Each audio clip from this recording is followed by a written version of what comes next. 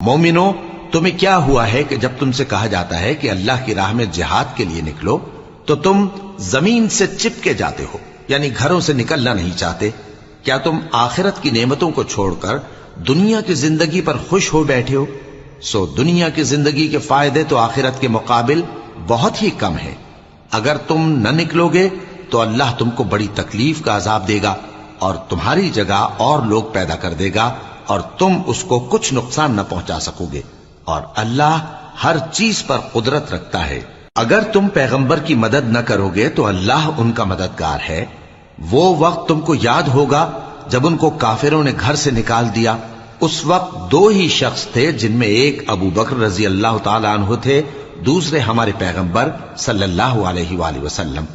جب وہ دونوں غار ثور میں تھے، اس وقت پیغمبر اپنے رفیق کو تسلی دیتے تھے کہ غم نہ کرو، اللہ ہمارے ساتھ ہے۔ تو اللہ نے ان پر تسکین نازل فرمائی اور ان کو ایسے لشکروں سے مدد دی جو تم کو نظر نہیں آتے تھے، اور کافروں کی بات کو پست کر دیا۔ اور بات تو اللہ ہی کی بلند ہے، اور اللہ زبردست ہے، حکمت والا ہے۔